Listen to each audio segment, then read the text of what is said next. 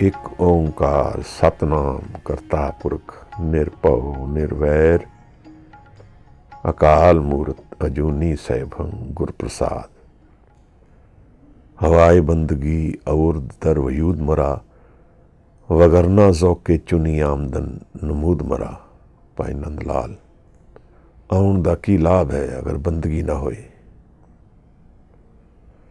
वाहिगुरू जी का खालसा वाहिगुरू जी की फतेह। गुरु नानक साहब हजूर दे नाल चलदे होए आसा दी वार दे दर्शन असी कर रहे हाँ। महाराज दी बाणी गुरु साहब की उचारी गुरु अंगद साहब की उचारी बाणी नूं असी दर्शन करते हुए यह ज्ञान प्राप्त कर रहे हैं कि जीवन की है। मैं अनेकां ही उलझनां चों निकलदा हाँ जीवन दियां। कई पिटफॉल्स हैं, कई मसले हैं, कई समस्यावां दिखदियां हैं। जिवें कोई जंगल च अनेकां ही पेड़ सामने आए होण और दृश्य सारा दिखदा ही ना होए किधर जाना है। जीवन नूं सुलझाण दा रस्ता की है। मैनूं इस सब उलझन चों पार निकलण दी विधि की है,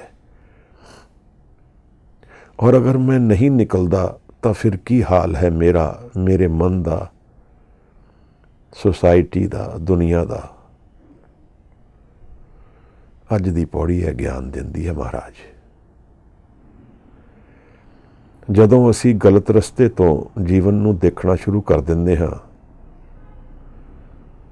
अपने पखंड दे जरिए अपने आप नूं समझाण दा और बैलेंस मेनटेन करन दा यतन करदे हाँ, उहदे विच कोई लॉजिक नहीं दिखदी है, कोई सियाणप नहीं दिख रही है, महामूर्खता ही दिखदी है। अज दी पौड़ी चो सानू अपने बारे समझ आएगी, कुछ समझ आएगी कि अज दा ए जिहड़ी दशा है सोसाइटी दी, इत्थे तक किवें पहुँच गए हाँ। समझ आएगी कि दुनिया दा यह हाल क्यों हो गया है। गुरु महाराज ने दे बारे गल करदे भाई गुरदास एक गल करते हैं कि बाबा देखे ध्यान तर जल्दी सब पृथ्वी, सारी दुनिया जल्दी दिख रही है। अज उही दिख रहा है सानू भी। अपने मन तो शुरू करिए और बाहर वल जाइए तो दुनिया सारी जल रही है। परेशानियां विच, व्याकुलता विच, दुख विच, प्रैशर्स दे विच जा किधर रही है। यह सारा एफर्ट तो हो रहा है, पर किधर वास्ते, किहड़े रस्ते नूं। यही तो जंगल है जिथे असी फस गए हाँ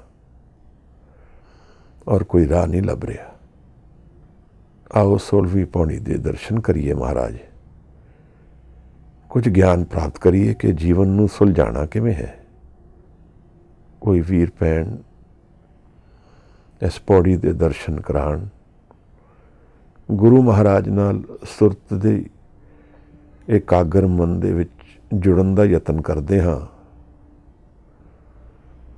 गुरु साहब साडे जीवन विच उतर आण, उन्हां दी बाणी उतर आए, मन सुलझ जाए। धन्यवाद। वाहिगुरु जी। श्लोक महला पहला। गौ ब्राह्मण को कर लावो, गोबर तरण न जाई।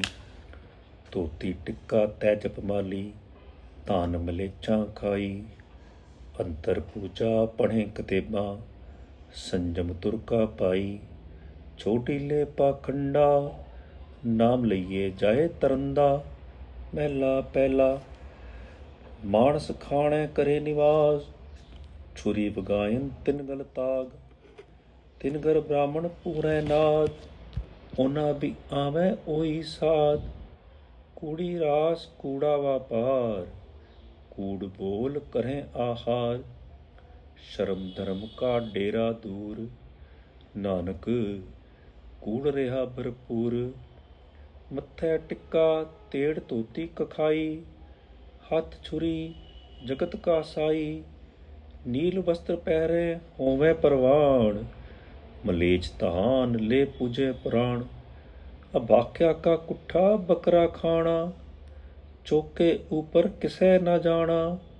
ਦੇਖੈ ਚੌਕਾ ਕੱਢੀ ਕਾਰ, ਉੱਪਰ ਆਏ ਬੈਠੇ ਕੁੜਿਆਰ। ਮਤ ਪਿੱਟੈ ਵੇ ਮਤ ਪਿੱਟੈ, ਇਹ ਅੰਨ ਅਸਾਡਾ ਫਿੱਟੈ। ਤਨ ਫਿੱਟੈ ਫੇੜ ਕਰੇਨ, ਮਨ ਝੂਠੇ ਚੁਲੀ ਪ੍ਰੇਨ। ਕਹੋ ਨਾਨਕ ਸੱਚ ਧਿਆਈਐ, ਸੁਚ ਹੋਵੇ ਤਾਂ ਸੱਚ ਪਾਈਐ। ਪੌੜੀ ਚਿੱਤੈ ਅੰਦਰ ਸਭ ਕੋ, ਵੇਖ ਨਦਰੀ ਹੇਠ ਚਲਾਇੰਦਾ। ਆਪੇ ਦੇ ਵਡਿਆਈਆਂ ਆਪੇ ਹੀ ਕਰਮ ਕਰਾਇੰਦਾ। ਵਡੋ ਵਡਾ ਵਡ ਮੇਦਨੀ, ਸਿਰੇ ਸਿਰ ਧੰਦੇ ਲਾਇੰਦਾ। ਨਦਰ ਉਪੱਠੀ ਜੇ ਕਰੇ, ਸੁਲਤਾਨਾ ਕਾਉ ਕਰਾਇੰਦਾ। ਦਰ ਮੰਗਨ ਭਿਖ ਨਾ ਪਾਇੰਦਾ, ਦਰ ਮੰਗਨ ਭਿਖ ਨਾ ਪਾਇੰਦਾ। ਵਾਹਿਗੁਰੂ ਜੀ। ਧੰਨਵਾਦ ਭਾਈ ਸਾਹਿਬ।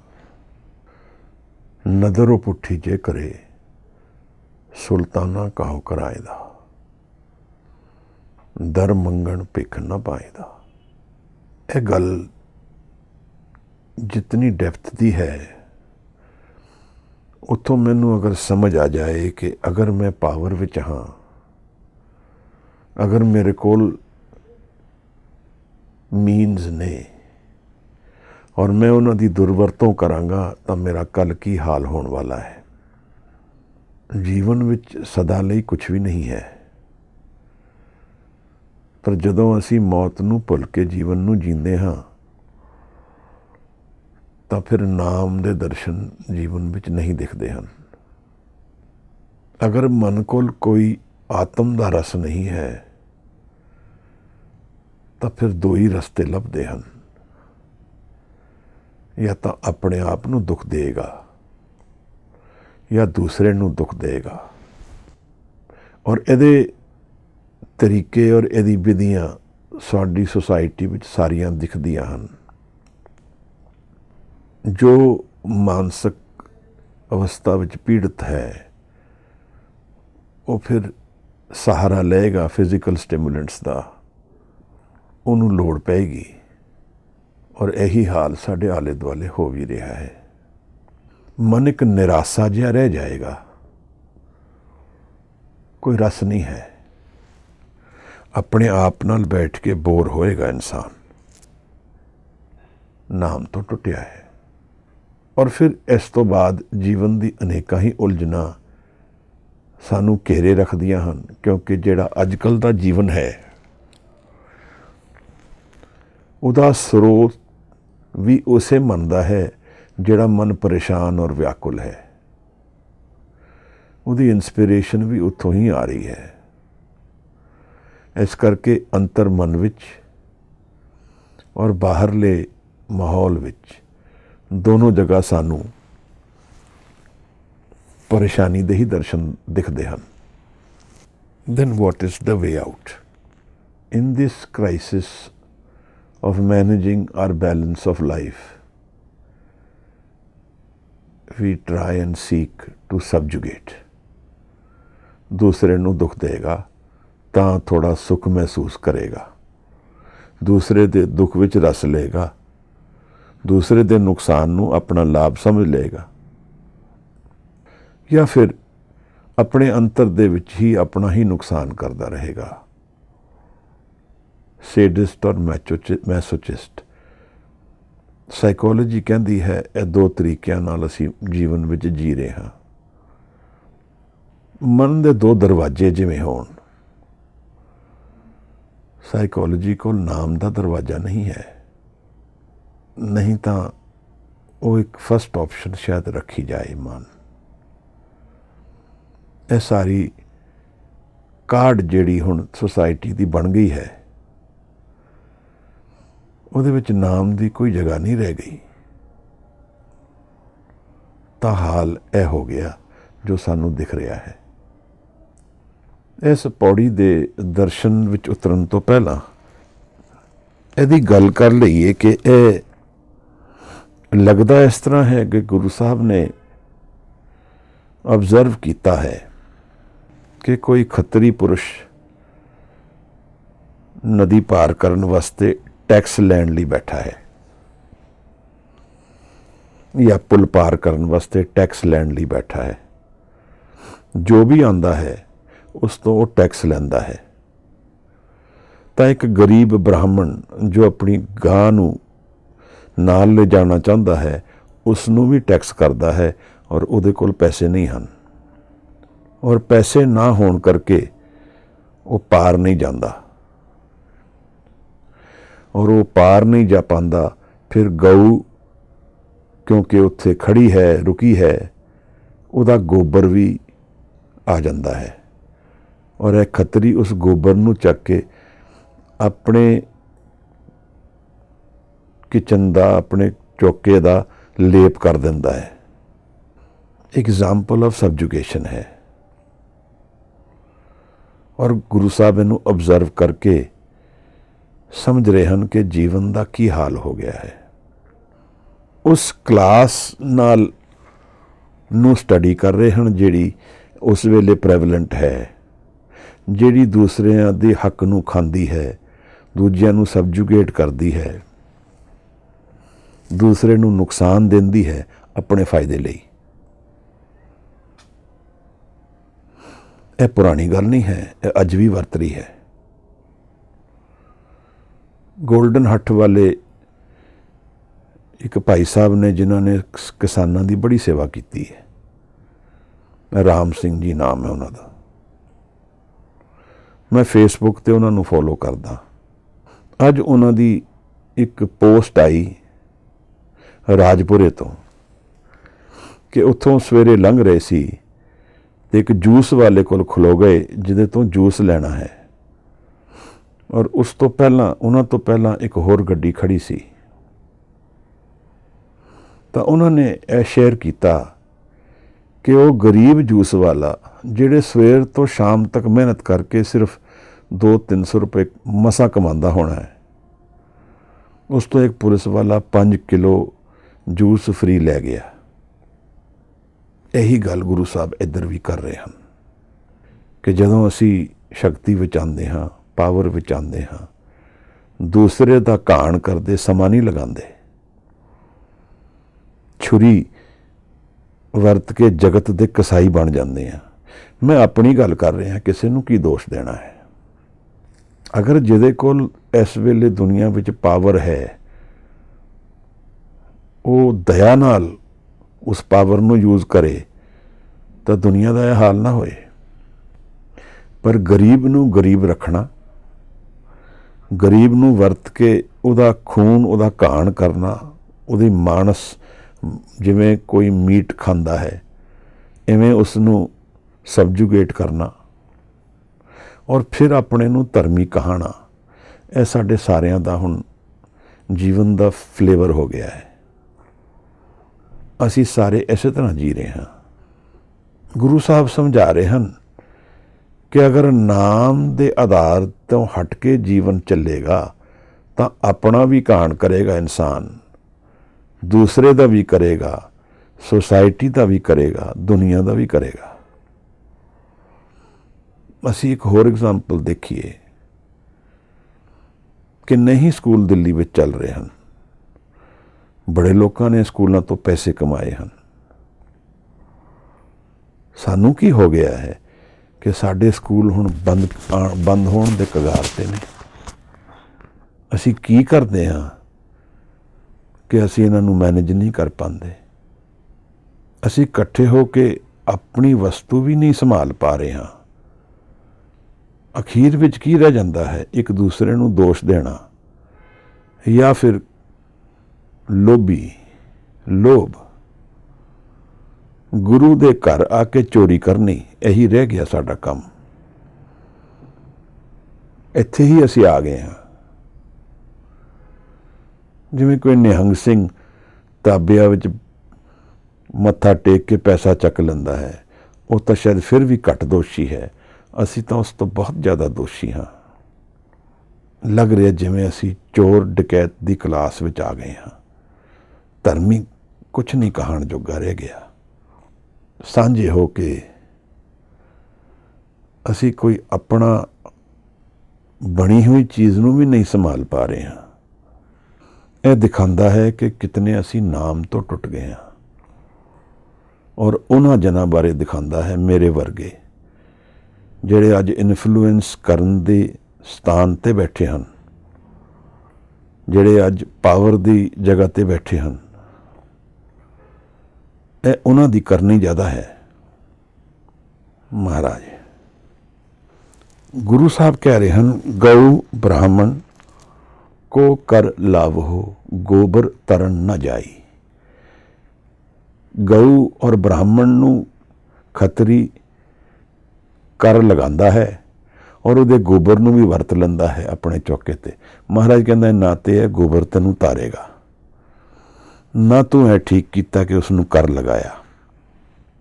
ਫਿਰ ਇਹ ਕਰਦੇ ਹੋਏ ਨਾਲ ਕੀ ਕਰਦਾ ਹੈ? ਧੋਤੀ ਟਿੱਕਾ ਤੇ ਜਪ ਮਾਲੀ, ਧਾਨ ਮਲੇਛਾਂ ਖਾਈ। ਉਹਨੇ ਪੂਰਾ ਪਖੰਡ ਤਾਂ ਰੱਖਿਆ ਹੈ। ਧੋਤੀ ਰੱਖੀ ਹੈ, ਟਿੱਕਾ ਲਗਾਉਂਦਾ ਹੈ, ਮਾਲਾ ਰੱਖੀ ਹੈ ਜਪਣ ਦੀ ਨਾਲ, ਔਰ ਨਾਲ ਜਿਹੜੇ ਉਹਦੇ ਹੁਕਮਰਾਨ ਹਨ, ਰੂਲਰਸ ਹਨ, ਉਹਨਾਂ ਨੂੰ ਮਲੇਛ ਕਹਿੰਦਾ ਹੈ ਔਰ ਉਹਨਾਂ ਦਾ ਹੀ ਧਾਨ ਲੈ ਕੇ ਖਾਂਦਾ ਹੈ। ਇਹ ਅਸੀਂ ਜੋ ਦਰਸ਼ਨ ਕਰ ਰਹੇ ਹਾਂ, ਇਹ ਮਨ ਦੇ ਇੰਟਰਨਲ ਕੌਨਫਲਿਕਟਸ ਦੇ ਦਰਸ਼ਨ ਹਨ। ਜੋ ਮੇਰੇ ਅੰਤਰ ਮਨ ਵਿੱਚ ਕੌਨਫਲਿਕਟ ਹੈ, ਕੰਪਲਿਕੇਸ਼ਨਸ ਨੇ, ਉਹ ਸਾਹਮਣੇ ਆ ਰਹੀਆਂ ਹਨ। ਇਹ ਕਿਉਂ ਕਰ ਰਿਹਾ ਹੈ? ਕਿਉਂਕਿ ਉਸ ਨੂੰ ਇਹ ਫੇਸ ਨਹੀਂ ਕਰ ਸਕ ਰਿਹਾ ਕਿ ਉਹ ਕਰਦਾ ਕੀ ਪਿਆ ਹੈ। ਉਸ ਨੂੰ ਜਸਟੀਫਾਈ ਕਰਨ ਲਈ ਇਹ ਸਭ ਅਡੰਬਰ ਨਾਲ ਰੱਖਦਾ ਹੈ ਤਾਂ ਕਿ ਦੁਨੀਆ ਤੋਂ ਛਿਪਾ ਸਕੇ ਉਹ ਹੈ ਕੀ। ਅਸੀਂ ਵੀ ਇਹੀ ਕਰਦੇ ਹਾਂ, ਆਪਣੇ ਮਨ ਦਾ ਸੱਤ ਛਿਪਾ ਕੇ ਰੱਖਦੇ ਹਾਂ ਔਰ ਇਹੀ ਰੋਗ ਹੈ। ਪਰ ਉਹਦੇ ਆਪਣਾ ਕੋਈ ਲਾਭ ਨਹੀਂ ਹੋ ਰਿਹਾ। ਸਭ ਤੋਂ ਜ਼ਿਆਦਾ ਨੁਕਸਾਨ ਉਸ ਇਨਸਾਨ ਦਾ ਆਪਣਾ ਹੋ ਰਿਹਾ ਹੈ, ਕਿਉਂਕਿ ਉਹਦਾ ਫਿਊਚਰ ਕੀ ਹੈ? ਗੁਰੂ ਸਾਹਿਬ ਨੇ ਜਿਹੜੀ ਗੱਲ ਇਸ ਅਖੀਰਲੀ ਪੌੜੀ 'ਚ ਕੀਤੀ ਹੈ, ਨਦਰੋ ਪੁੱਠੀ ਜੇ ਕਰੇ, ਸੁਲਤਾਨਾ ਕਾਉ ਕਰਾਏਂਦਾ, ਦਰ ਮੰਗਣ ਭਿੱਖ ਨਾ ਪਾਏਂਦਾ। ਇਹਦਾ ਫਿਊਚਰ ਦੱਸ ਰਹੇ ਹਨ ਇਹੋ ਜਿਹੀ ਐਟੀਟਿਊਡ ਆਫ ਲਾਈਫ ਦਾ, ਕਿ ਜੇ ਉਹਦੀ ਨਜ਼ਰ ਹੁਣ ਪੁੱਠੀ ਹੋਏਗੀ ਇੱਥੇ, ਸੁਲਤਾਨਾਂ ਨੂੰ ਫਿਰ ਘਾਹ ਕੱਟਣ ਵਾਲਾ ਬਣਾ ਦੇਗਾ। ਉਹ ਦਰ ਮੰਗਤਾ ਬਣੇਗਾ, ਭਿੱਖ ਨਹੀਂ ਪਾਏਗਾ। ਇਹੀ ਤਾਂ ਗੱਲ ਗੁਰੂ ਸਾਹਿਬ ਸਾਨੂੰ ਸਮਝਾ ਰਹੇ ਹਨ ਕਿ ਜੀਵਨ ਸਟੇਬਲ ਨਹੀਂ ਹੈ ਨਾਮ ਤੋਂ ਬਿਨਾਂ। ਜੋ ਅਸੀਂ ਅਜ਼ਿਊਮ ਕਰਦੇ ਹਾਂ ਕਿ ਅਸੀਂ ਇੱਕ ਘਰ ਵਿੱਚ ਜਨਮ ਲੈ ਲਿਆ, ਕੁਝ ਚੀਜ਼ਾਂ ਸਾਡੇ ਹੱਕ ਵਿੱਚ ਆ ਗਈਆਂ, ਅਸੀਂ ਉਹਨੂੰ ਆਪਣਾ ਮੰਨ ਲੈਂਦੇ ਹਾਂ, ਪਰ ਇੱਥੇ ਕੁਝ ਵੀ ਆਪਣਾ ਨਹੀਂ ਹੈ। ਪੀਰ ਦਸਤਗੀਰ ਦੀ ਜਿਹੜੀ ਗੁਰੂ ਸਾਹਿਬ ਨਾਲ ਇੱਕ ਡਾਇਲੌਗ ਹੈ ਬਗਦਾਦ ਦੇ ਵਿੱਚ, ਉਹਦੇ ਵਿੱਚ ਪੀਰ ਦਸਤਗੀਰ ਗੁਰੂ ਸਾਹਿਬ ਨੂੰ 3 ਗੱਲਾਂ ਪੁੱਛਦਾ ਹੈ। ਇਹ ਰੱਬ ਤੋਂ ਪਹਿਲਾਂ ਕੀ ਸੀ? ਰੱਬ ਕਿੱਥੇ ਰਹਿੰਦਾ ਹੈ ਔਰ ਉਹ ਕਰਦਾ ਕੀ ਹੈ?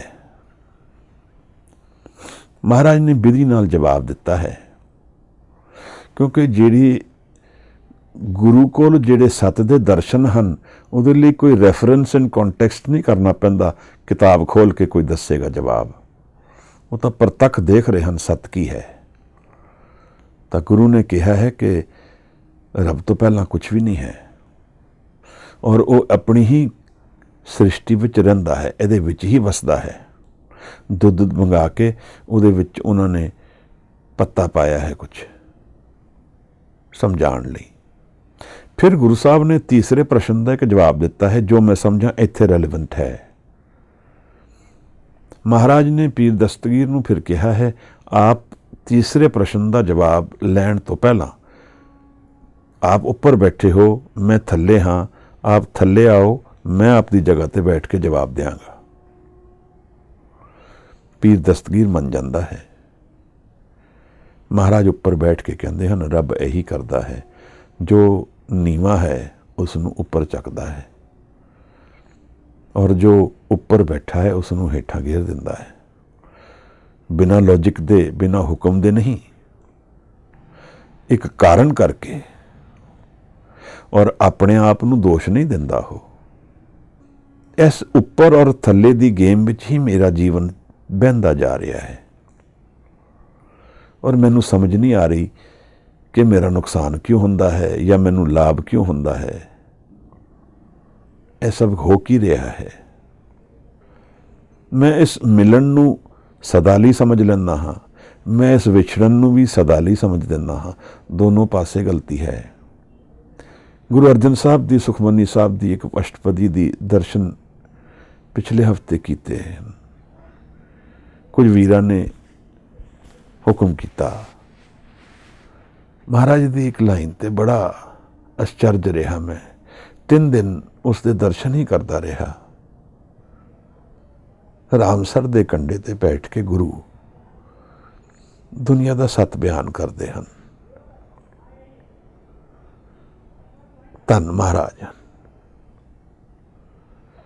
ਨੀਕੀ ਕੀੜੀ में कल राखे।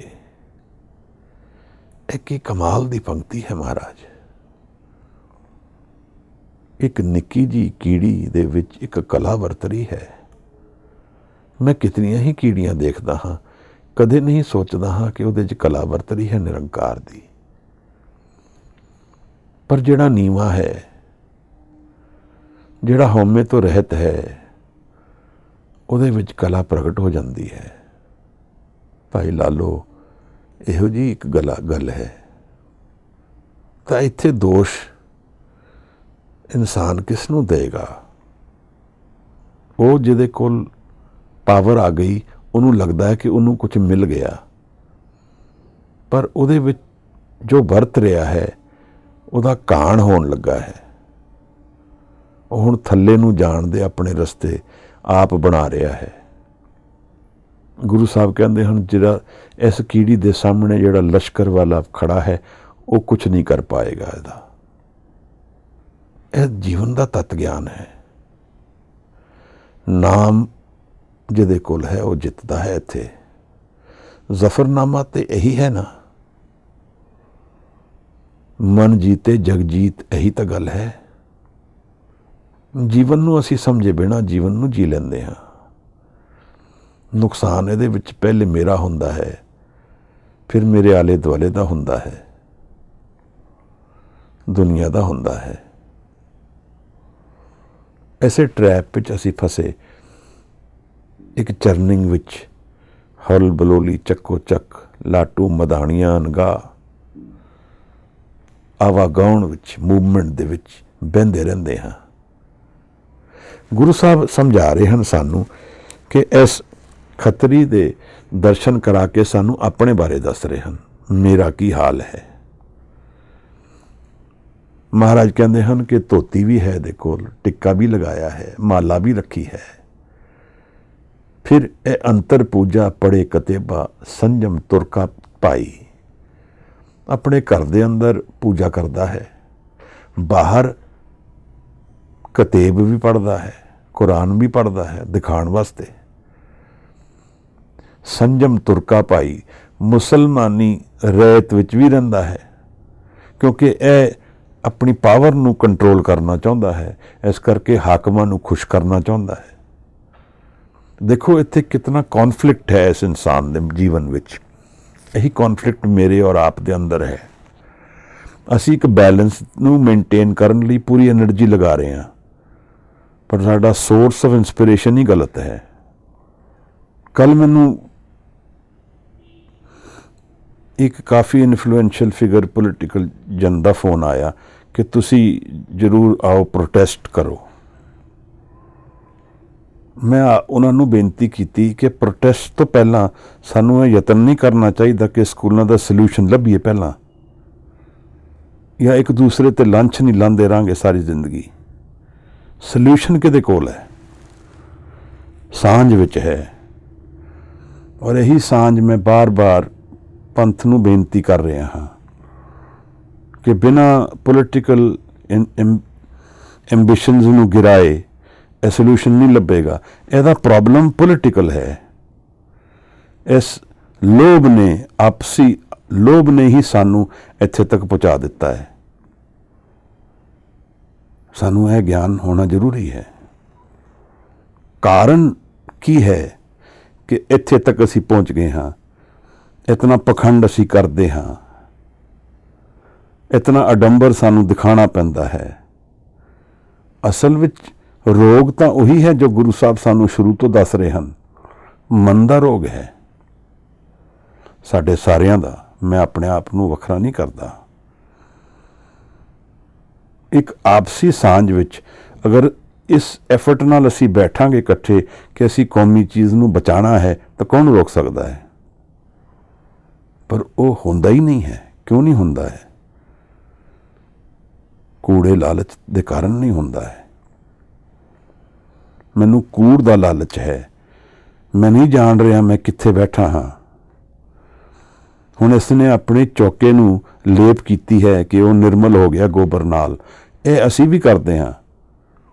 ਗੁਰਦੁਆਰੇ ਜਾ ਕੇ ਬੈਠਦੇ ਹਾਂ ਔਰ ਸੋਚਦੇ ਹਾਂ ਕਿ ਨਿਰਮਲ ਹੋ ਗਏ ਹਾਂ, ਪਰ ਕਰ ਕੀ ਰਹੇ ਹਾਂ ਅਸੀਂ? ਮਨ ਦੇ ਲੈਵਲ ਵਿੱਚ ਕੀ ਹੋ ਰਿਹਾ ਸਾਡੇ ਨਾਲ? ਥੋੜ੍ਹਾ ਜਿਹਾ ਸਮਝਣ ਦੀ ਲੋੜ ਹੈ ਪੰਥ ਨੂੰ। ਮਹਾਰਾਜ ਕਹਿੰਦੇ ਨੇ ਸੰਜਮ ਤੁਰਕਾ ਭਾਈ। ਗੁਰੂ ਸਾਹਿਬ ਕਹਿੰਦੇ ਨੇ ਕਿਹੜਾ ਪਖੰਡ ਹੈ ਭਾਈ? ਇਹ ਹੋ ਕੀ ਰਿਹਾ ਹੈ? ਛੋਡੀ ਲੈ ਪਖੰਡਾ। ਇਹ ਪਖੰਡ ਛੱਡ, ਆਪਣੀ ਰਿਐਲਿਟੀ ਨੂੰ ਸ਼ੀਸ਼ੇ ਵਿੱਚ ਦੇਖ ਤਾਂ ਲੈ। ਇਹ ਤਾਂ ਚਲੋ ਐਡਮਿਟ ਕਰ ਲੈ ਕਿ ਮੈਂ ਇਸ ਤਰ੍ਹਾਂ ਦਾ ਹਾਂ। ਇਸ ਬੈਲੈਂਸ ਨਾਲ, ਇਹ ਸਾਰੀ ਅਡੰਬਰਾਂ ਨਾਲ ਕਿਸ ਨੂੰ ਫਾਇਦਾ ਹੋ ਰਿਹਾ ਹੈ? ਨਾਮ ਲਈਏ ਜਹਾਂ ਤਰਨ ਦਾ, ਨਾਮ ਲਈਏ ਜਾਹੇ ਤਰਨ ਦਾ। ਨਾਮ ਲਏ ਇਨਸਾਨ ਤਾਂ ਇਹਨਾਂ ਰੋਗਾਂ ਦਾ ਹੱਲ ਨਿਕਲੇਗਾ। ਮਹਾਰਾਜ ਗੁਰੂ ਉਸ ਪ੍ਰੋਬਲਮ ਨੂੰ ਪੁਆਇੰਟ ਆਊਟ ਕਰ ਰਹੇ ਹਨ ਜਿਹੜੀ ਤੁਹਾਡੀ ਮੇਰੀ ਰੋਜ਼ ਦੀ ਪ੍ਰੋਬਲਮ ਹੈ। ਨਾਮ ਤੋਂ ਟੁੱਟੇ ਅਸੀਂ ਇਹੋ ਜਿਹੇ ਬਗੈਰਤ ਕੰਮ ਕਰਦੇ ਹਾਂ ਜਿਨ੍ਹਾਂ ਨਾਲ ਸਾਰਿਆ ਹੀ ਪੰਥ ਵੀ ਨੁਕਸਾਨ ਵਿੱਚ ਹੈ, ਸੋਸਾਇਟੀ ਵੀ ਹੈ ਔਰ ਦੁਨੀਆ ਵੀ ਹੈ। ਗੁਰੂ ਸਾਹਿਬ ਦਾ ਸ਼ਬਦ ਨਿਰੰਕਾਰ ਦੀ ਬਾਣੀ ਹੈ ਔਰ ਨਿਰੰਕਾਰ ਦੀ ਬਾਣੀ ਅਸੀਂ ਨਿਤ ਪੜ੍ਹਦੇ ਹਾਂ। ਔਰ ਕਰਮ ਸਾਡੇ ਕੀ ਨੇ? ਗੋਲਕ ਦੀ ਚੋਰੀ, ਹੋਰ ਵੀ ਬੜੇ ਅਨੇਕਾਂ ਹੀ ਰੋਗ ਸਾਡੇ ਅੰਦਰ ਵਸਦੇ ਹਨ। ਮਹਾਰਾਜ ਕਹਿੰਦੇ ਹਨ ਮਹਿਲਾ ਪਹਿਲਾ, ਮਾਨਸ ਖਾਣੇ ਕਰਹਿ ਨਿਵਾਜ। ਇਸ ਗੱਲ ਨੂੰ ਫਿਰ ਅੱਗੇ ਸਮਝਾਉਂਦੇ ਹਨ। ਛੁਰੀ ਵਗਾਇਨ ਤਿੰਨ ਗਲ ਤਾਗ। ਕਿ ਮਾਸ ਖਾਂਦਾ ਹੈ, ਮਾਸ ਦੂਸਰੇ ਦਾ ਹੱਕ ਖਾਂਦਾ ਹੈ, ਪਰਾਇਆ ਹੱਕ ਖਾਂਦਾ ਹੈ। ਫਿਰ ਨਾਲ ਉਹਦੇ ਜਿਹੜੇ ਹੁਕਮਰਾਨ ਹਨ ਉਹਨਾਂ ਦੀ ਨਮਾਜ਼ ਵੀ ਪੜ੍ਹ ਦਿੰਦਾ ਹੈ। ਛੁਰੀ ਵਗਾਇਨ ਤਿੰਨ ਗਲ ਤਾਗ। ਫਿਰ ਛੁਰੀ ਨਾਲ ਹੱਕ ਮਾਰਦਾ ਹੈ ਦੂਸਰੇ ਦਾ, ਸਬਜੂਗੇਟ ਕਰਦਾ ਹੈ ਦੂਸਰੇ ਨੂੰ, ਕਿਉਂਕਿ he is able to do. ਉਹਨੂੰ ਉਸ ਰਾਜ ਨੇ, ਉਸ ਹੁਕਮਰਾਨ ਨੇ, ਉਸ ਸਿਸਟਮ ਨੇ ਪਾਵਰ ਦਿੱਤੀ ਹੈ, ਉਹਦਾ ਮਿਸਯੂਜ਼ ਕਰਦਾ ਹੈ ਆਪਣੇ ਕੂੜੇ ਲਾਲਚ ਲਈ ਔਰ ਉਸ ਗਰੀਬ ਦਾ ਕਾਣ ਕਰਦਾ ਹੈ, ਉਹਨੂੰ ਸਬਜੂਗੇਟ ਕਰਾਉਂਦਾ ਹੈ ਜੋ ਹੁਣ ਆਪ ਕੱਲ ਬਣਨ ਵਾਲਾ ਹੈ। ਇਹੀ ਗੁਰੂ ਕਹਿ ਰਹੇ ਹਨ ਕਿ ਤੇਰਾ ਕੱਲ ਕੀ ਹੈ ਦੇਖ ਲੈ। ਨਦਰੋ ਪੁੱਠੀ ਜੇ ਕਰੇ ਸੁਲਤਾਨਾ ਕਾਏ ਕਰਾਏਂਦਾ, ਦਰ ਮੰਗਣ ਭਿੱਖ ਨਾ ਪਾਏਂਦਾ। ਤੇਰਾ ਕੱਲ ਵੀ ਇਹੀ ਹੋਣ ਵਾਲਾ ਹੈ। ਤੂੰ ਮੰਗੇਗਾ ਦਰ ਵਿੱਚ, ਤੈਨੂੰ ਭਿੱਖ ਨਹੀਂ ਮਿਲੇਗੀ। ਇਹ ਰਸਤਾ ਅਸੀਂ ਆਪ ਹੀ ਕੱਟ ਰਹੇ ਹਾਂ, ਕਿਸੇ ਦੇ ਕਰਨ ਤੇ ਨਹੀਂ ਹੈ।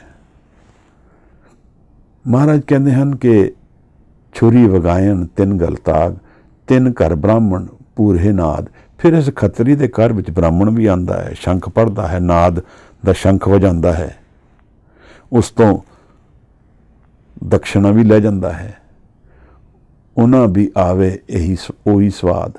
ਫਿਰ ਉਹਨਾਂ ਨੂੰ ਵੀ ਇਹੀ ਸਵਾਦ ਆ ਰਿਹਾ ਹੈ। ਐਸੇ ਝੂਠ ਦੀ ਕਮਾਈ ਦਾ, ਐਸੇ ਹੱਕ ਮਾਰਨ ਦੀ ਕਮਾਈ ਦਾ, ਐਸੇ ਦੂਸਰੇ ਦਾ ਖੂਨ ਪੀ ਕੇ घर च पैसा लियाण दी कमाई दा हक ब्राह्मण भी यही स्वाद लै रहा है, वो भी उसनों रैटिफाई करता है, उसनों एग्री करता है कि तू ठीक कर रहा है। नाम तो बिना असी इधर ही पहुँच गए हाँ। कूड़ी रास कूड़ा व्यापार, महाराज कहते हैं धर्म भी कूड़ा है, झूठा है, व्यापार भी झूठा है। इस चों हुण की सत निकलना है, जो अप्रोच है जीवन की, अगर उसकी बिगनिंग ही गलत हो जाएगी तो फिर उस तो अगे की मिलेगा, वो झूठ ही मिलेगा। महाराज की चीज़ सानू समझनी है कि जीवन की बिगनिंग अगर नाम ते फाउंडेशन तो जीवन खड़ा होएगा, सानू साडे एरर्स तो करैक्ट करता जाएगा। मैं नहीं कह रहा एरर्स नहीं होणगे, पर उन्होंने गाइड करेगा। हुण गुरु साहब ये कहते हैं कि कूड़ी रास कूड़ा व्यापार, यह पूजा भी झूठ है। कादी पूजा है महाराज कहते हैं, और इन्हां दा व्यापार भी झूठ है। झूठ बोलते हैं, कूड़ बोल करे आहार, फिर झूठा आहार भी झूठा है। किसी दे होर दे हक दा गोबर भी नहीं छड्डदे हैं। यदि एक्सट्रीमिटी समझने की कोशिश करिए कि गऊ ने गोबर दिता उसनों भी नहीं छड्डे, यही हाल अज भी हो रहा है। ये मैं आपने एग्जाम्पल दिता, ये अज की गल है। सानू लगता है कि साडे कोल शक्ति पावर पोजीशन आ गई या पैसा आ गया तो वो सदा ਲਈ रहेगा, और इस नाल असी दुर्वरतों करिए तो कुछ भी नहीं होने वाला। गुरु साहब कहते हैं शर्म धर्म का डेरा दूर, ना तो इनू शर्म आ रही है क्योंकि एक ने अडंबर खड़ा कर लिया है, पखंड खड़ा कर लिया है। धोती और टिक्का जस्टिफाई कर रहा है कि मैं तो धर्मी हाँ, अपने मन नू जस्टिफाई करता पिया है कि मैं ठीक ही कर रहा हाँ, होर मैं की कर सकता हाँ। महाराज कहते हैं इहदा डेरा दूर है, ना इनू शर्म है ना धर्म है।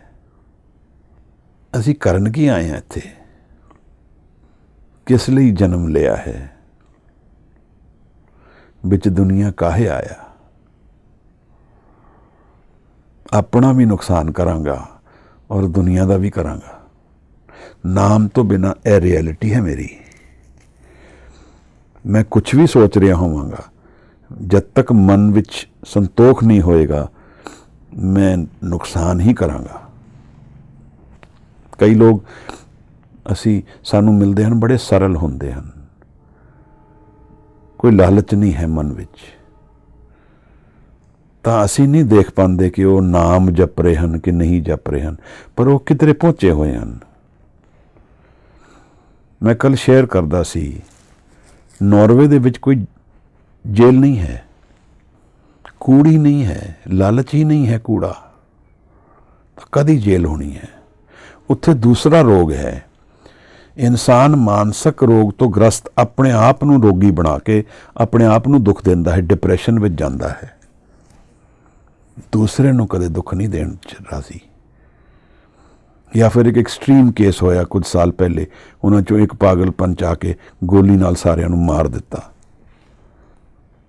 यह सबजुगेशन दी ही, रोगां दी ही एक्सप्रैशन है, मानसिक रोगां दी। पर असी अपने आप नू धर्मी देश कहने हाँ, इत्थे ते असी सारे ही चोर हाँ। शर्म धर्म का डेरा दूर, नानक कूड़ रेहा भरपूर। महाराज कहते हैं झूठ नाल भरिया होया है। बिल्कुल सारा कुछ ही झूठ है, शुरू तो लेके अखीर तक धोखा ही है। नाल उन्होंने जस्टिफाई किवें करता है, उन्होंने छिपांदा किवें है, फिर वो पूरा अडंबर है। मत्थे टिक्का तेड़ धोती कखाई, मत्थे विच टिक्का लगांदा है जिवें असी ककार पहनदे हाँ, चोरियां करके गालियां गलोच करके ककार पै के कहते हैं कि असी धर्मी हाँ। मत्थे टिक्का तेड़ धोती, तेड़ वेस्ट के उत्ते लक के उत्ते धोती बन्नी है, कखाई ਦਾ ਮਤਲਬ ਹੈ ਉਹ ਕਲਰ, ਸੈਫਰਨ ਕਲਰ, ਗੇਰਵੇ ਰੰਗ ਦੀ। ਇਹਨਾਂ ਰੰਗਾਂ ਵਿੱਚ ਹੀ ਅਸੀਂ ਬੇਵਕੂਫ ਬਣਾਉਂਦੇ ਹਾਂ ਦੁਨੀਆ ਦਾ। ਮੱਥੇ ਟਿੱਕਾ ਤੇੜ ਧੋਤੀ ਕਖਾਈ, ਹੱਥ ਛੁਰੀ ਜਗਤ ਕਸਾਈ। ਹੱਥ ਵਿੱਚ ਅਸੀਂ ਛੁਰੀ ਪਕੜੀ ਹੈ ਔਰ ਜਗਤ ਦੇ ਕਸਾਈ ਬਣੇ ਹਾਂ। ਵੀ ਮੈਸੇਕਰ ਪੀਪਲ, ਸਬਜੂਗੇਟ them, ਔਰ ਉਸ ਨੂੰ ਫਿਰ ਜਸਟੀਫਾਈ ਕਰਦੇ ਪਏ ਹਾਂ। ਇਹ ਧੋਤੀਆਂ ਪਾ ਕੇ, ਕਕਾਰ ਪਾ ਕੇ, ਟੋਪੀਆਂ ਪਾ ਕੇ ਆਪਣੇ ਆਪ ਨੂੰ ਧਰਮੀ ਬਣਾਉਂਦੇ ਆ। ਗੁਰੂ ਕਹਿੰਦਾ ਮਨ ਦੇ ਹਾਲਾਤ ਕੀ ਨੇ ਉਹ ਤਾਂ ਦੇਖ। ਇਸ ਸਭ ਵਿੱਚ ਕਾਹਦਾ ਧਰਮ ਹੈ? ਬਿਨਾ ਨਾਮ ਦੇ ਕਿਆ ਟਿੱਕਾ ਕਿਆ ਤਗ, ਨਾਨਕ ਸੱਚੇ ਨਾਮ ਬਿਨ ਕਿਆ ਟਿੱਕਾ ਕਿਆ ਤਗ। ਮਹਾਰਾਜ ਨਾਮ ਤੋਂ ਦੁਨੀਆ ਦਾ ਸੋਲੂਸ਼ਨ ਹੈ, ਮੇਰਾ ਹੈ। ਇਹ ਗੱਲ ਨਹੀਂ ਬੈਠ ਰਹੀ ਗੱਲ 'ਚ ਸਾਡੇ। ਅਸੀਂ ਹਲਕਾ ਸਮਝ ਰਹੇ ਹਾਂ ਨਾਮ ਨੂੰ, ਜਾਪ ਨੂੰ, ਪ੍ਰੇਮ ਨੂੰ, ਆਨੰਦ ਨੂੰ। ਆਪਣੇ ਆਪ ਨੂੰ ਧੋਖਾ ਦੇਣਾ ਪਹਿਲੇ ਹੈ। ਗੁਰੂ ਨੂੰ ਹੀ ਨਹੀਂ ਜਾਣ ਪਾਉਂਦੇ ਕਿਉਂਕਿ ਜੁੜਦੇ ਨਹੀਂ ਹਾਂ, ਟੁੱਟੇ ਰਹਿੰਦੇ ਹਾਂ। ਫਿਰ ਅਖੀਰ ਹਾਰ ਕੇ ਕੁਝ ਸਟਿਮੂਲੇਸ਼ਨ ਲੈਣੀ ਪੈਂਦੀ ਹੈ। ਨੀਲ ਵਸਤਰ ਪਹਿਰ ਹੋਵੇ ਪ੍ਰਵਾਨ। ਫਿਰ ਬਾਹਰੋਂ ਮਹਾਰਾਜ ਕਹਿੰਦੇ ਨੇ ਕਿ ਇਹ ਨੀਲੇ ਵਸਤਰ ਵੀ ਪਾ ਰਿਹਾ ਹੈ, ਕਿਉਂਕਿ ਹੁਕਮਰਾਨਾਂ ਨੂੰ ਮੁਸਲਮਾਨ ਨੇ ਉਹ ਨੀਲੇ ਵਸਤਰ, ਉਹਨਾਂ ਦੀ ਮੁਗਲ ਡਰੈਸ ਹੈ, ਉਹ ਕੋਡ ਵੀ ਪਾਉਂਦਾ ਹੈ ਪੂਰਾ, ਆਪਣੇ ਆਪ ਨੂੰ ਪ੍ਰਵਾਨ ਕਰਵਾਉਂਦਾ ਹੈ ਉੱਥੋਂ।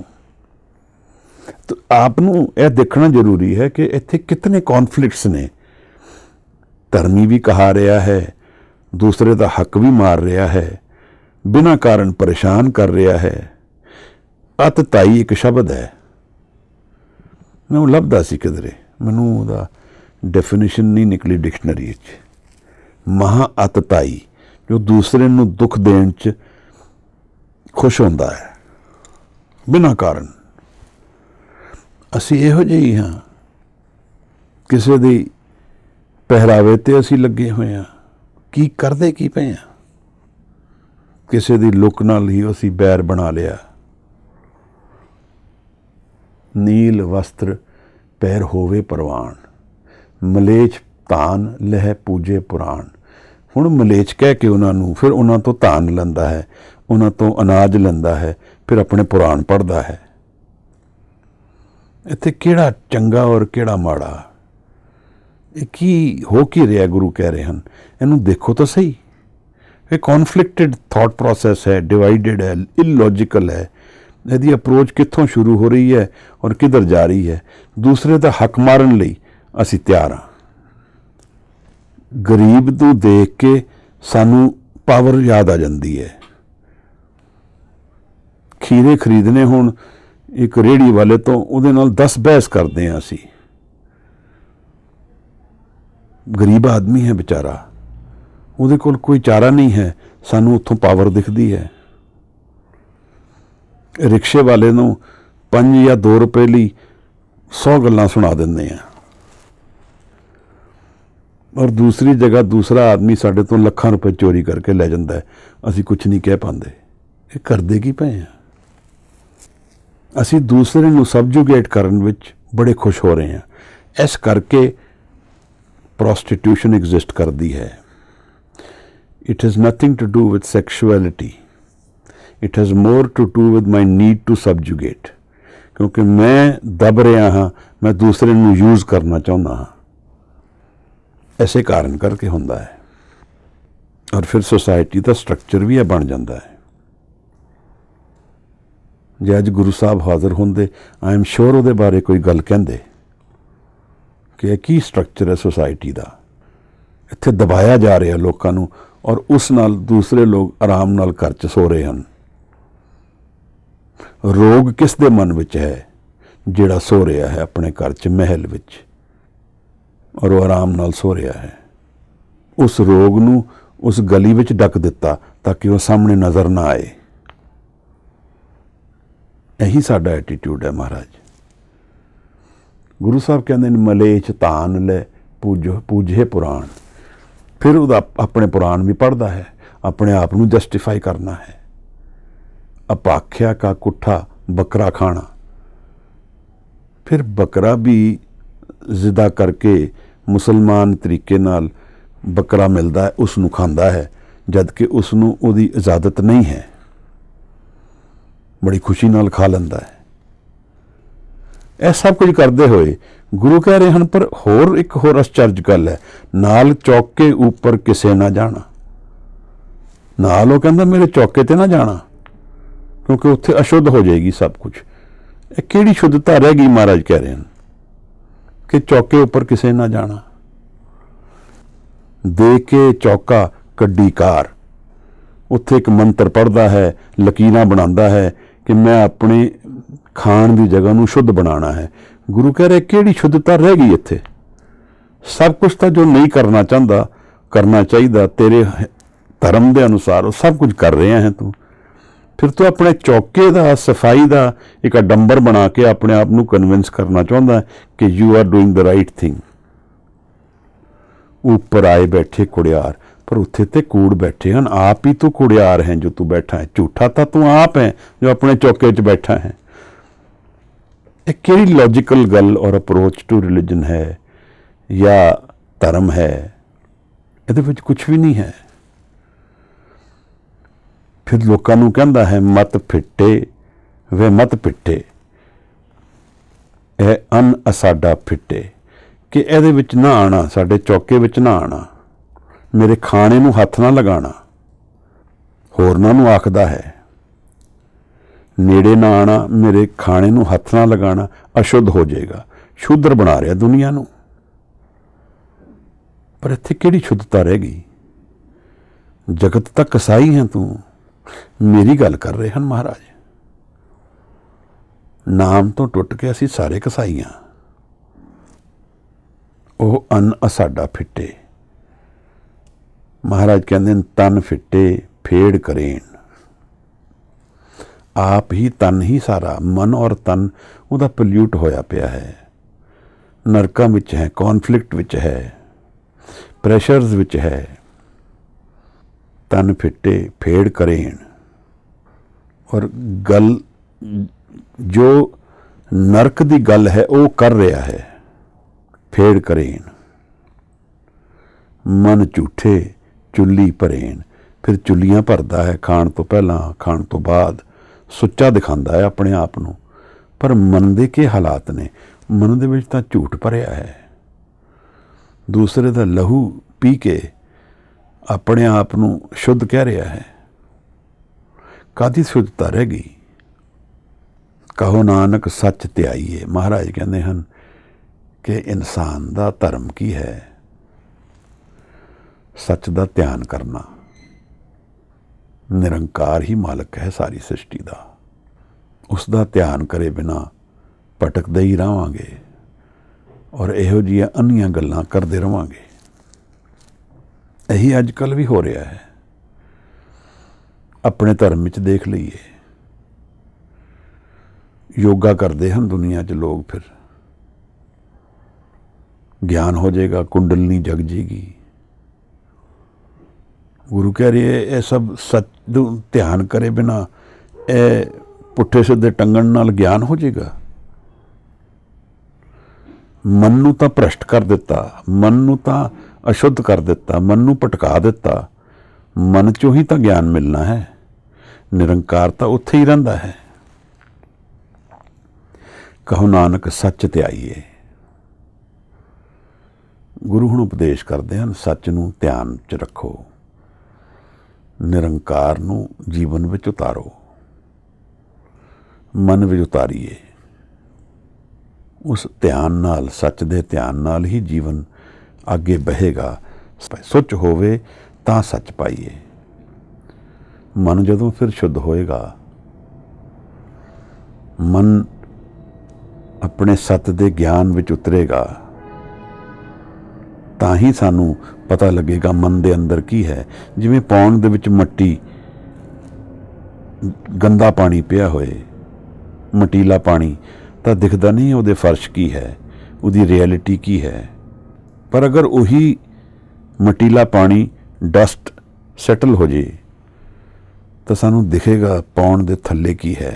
ਇਸੇ ਤਰ੍ਹਾਂ ਮਨ ਹੈ, ਕੌਨਫਲਿਕਟਡ ਮਾਈਂਡ, ਕਨਫਿਊਜ਼ਡ ਮਾਈਂਡ ਸਾਨੂੰ ਦੇਖਣ ਨਹੀਂ ਦੇ ਪਾ ਰਿਹਾ ਮਨ ਦੇ ਅੰਦਰ ਕੀ ਰਹਿੰਦਾ ਹੈ। ਭਰੀਏ ਹੱਥ ਪੈਰ ਤਨ ਦੇ ਪਾਣੀ ਧੋਤੇ ਉਤਰ ਸਖੇ, ਮੂਤ ਪਲੀਤੀ ਕੱਪੜ ਹੋਏ, ਦੇ ਸਾਬੂਨ ਲਈਏ ਉਹ ਧੋਏ, ਭਰੀਏ ਮਤ ਪਾਪਾਂ ਕੇ ਸੰਗ, ਉਹ ਧੋਪੇ ਨਾਮੇ ਕੇ ਰੰਗ। ਨਾਮ ਦੇ ਰੰਗ ਵਿੱਚ ਧੋਤਿਆ ਜਾਏਗਾ ਮਨ, ਤਾਂ ਮਨ ਦਾ ਸੱਤ ਦਿਖਣਾ ਸ਼ੁਰੂ ਹੋ ਜਾਏਗਾ। ਅਗਰ ਮੈਨੂੰ ਮਨ ਦਾ ਸੱਤ ਦਿਖਣਾ ਸ਼ੁਰੂ ਹੋ ਗਿਆ, ਸੱਚ ਦਾ ਧਿਆਨ ਕਰਨਾ ਸੌਖਾ ਹੋ ਜਾਏਗਾ।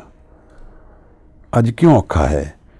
ਕਿਉਂਕਿ ਮੈਂ ਵੇਵਰਿੰਗ ਮਾਈਂਡ ਵਿੱਚ ਹੀ ਘੁੰਮ ਰਿਹਾ ਹਾਂ। ਮਨ ਦੇ ਵਿੱਚ ਭਾਰ ਹੈ, ਟੂ ਮਚ ਮੂਵਮੈਂਟ।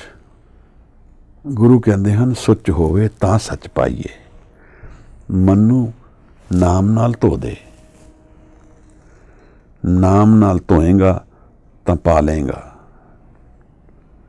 ਭਰੀਏ ਮਤ ਪਾਪਾਂ ਕੇ ਸੰਗ,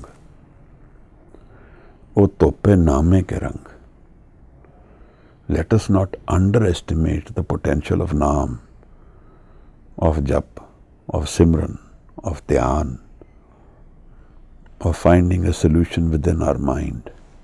ਬਾਕੀ ਹੋਰ ਸਾਰੇ ਡੈਡ ਐਂਡਸ ਨੇ ਲਾਈਫ ਵਿੱਚ, ਹੋਰ ਸਭ ਦੁੱਖ ਦੇ ਦਰਵਾਜ਼ੇ ਨੇ ਮਹਾਰਾਜ। ਇਹੀ ਕਰਮ ਕਰਾਂਗੇ ਜੋ ਗੁਰੂ ਸਾਨੂੰ ਦੱਸ ਰਹੇ ਹਨ। ਅਸੀਂ ਇਹ ਦੂਰ ਦੀ ਗੱਲ ਨਾ ਸਮਝੀਏ, ਇਹ ਮੇਰੀ ਗੱਲ ਚੱਲ ਰਹੀ ਹੈ। ਪੌੜੀ ਬੜੀ ਕਮਾਲ ਦੀ ਹੈ ਹਜ਼ੂਰ ਸਾਹਿਬ ਕਹਿੰਦੇ ਹਨ, ਚਿੱਤੇ ਅੰਦਰ ਸਭ ਕੋ ਵੇਖ ਨਦਰੀ ਹੇਠ ਚਲਾਏਦਾ। ਨਿਰੰਕਾਰ ਦੇ ਧਿਆਨ ਚੋਂ ਸ੍ਰਿਸ਼ਟੀ ਬਣੀ ਹੈ, ਉਸ ਦੇ ਧਿਆਨ ਚੋਂ ਬਾਹਰ ਕੁਛ ਵੀ ਨਹੀਂ ਹੈ।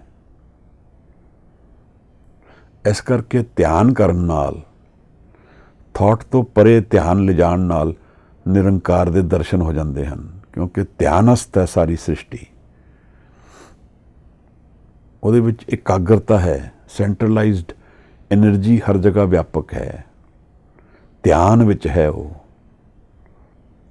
ਤਾਂ ਕੇਵਲ ਧਿਆਨਸਥ ਹੋਣ ਨਾਲ, without focusing on any object, person or thing, if we get focused, go into dhyan, ਤਾਂ ਸਾਨੂੰ ਸੱਤ ਦੇ ਦਰਸ਼ਨ ਹੋ ਜਾਣਗੇ।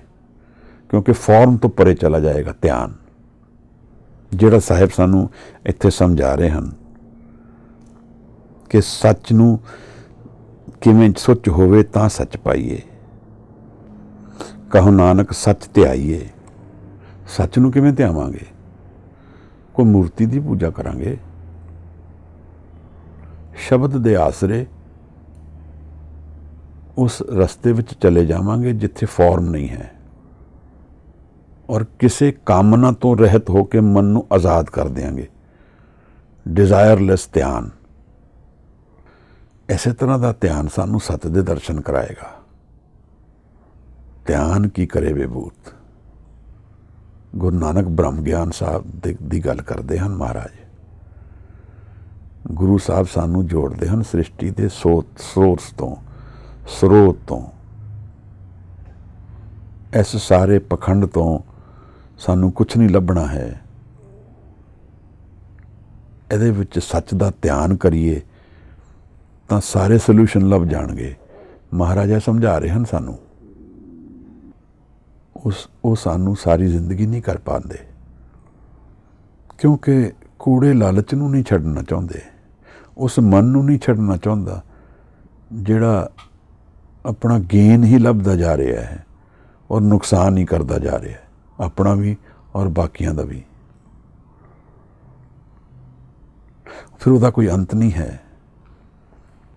ਜਪਜੀ ਸਾਹਿਬ ਵਿੱਚ ਸਮਝਾਇਆ ਮਹਾਰਾਜ ਨੇ ਕਿ ਭੁੱਖ ਨਹੀਂ ਮਿਟੇਗੀ, ਭੁੱਖੇ ਭੁੱਖ ਨਾ ਉਤਰੀ, ਜੇ ਬੰਨਾ ਪੁਰੀਆਂ ਪਾਰ। ਕਿਸੇ ਦੀ ਭੁੱਖ ਨਹੀਂ ਮਿਟਦੀ ਹੈ। ਇਹਦੀ ਨਿਸ਼ਾਨੀਆਂ ਦਿਖ ਰਹੀਆਂ ਹਨ। ਮਿਟਦੀ ਨਹੀਂ ਭੁੱਖ। ਨਾਮ ਨਾਲ ਸਿਰਫ ਨਾਮ ਜਪ ਤ੍ਰਿਸ਼ਨਾ ਸਭ ਬੁਝੀ ਹੈ। ਮਨ ਨੂੰ ਆਪਣੀ ਕੰਪਲੀਟਨੈਸ ਮਿਲ ਜਾਏਗੀ। ਨਾਨਕ ਤ੍ਰਿਪਤ ਅਗਾਈ। 1430 ਪੰਨੇ ਗੁਰੂ ਅਰਜਨ ਸਾਹਿਬ ਨੇ ਕੰਪਾਈਲ ਕਰਕੇ ਸਾਡੇ ਸਾਹਮਣੇ ਪ੍ਰਗਟ ਕੀਤੇ ਹਨ।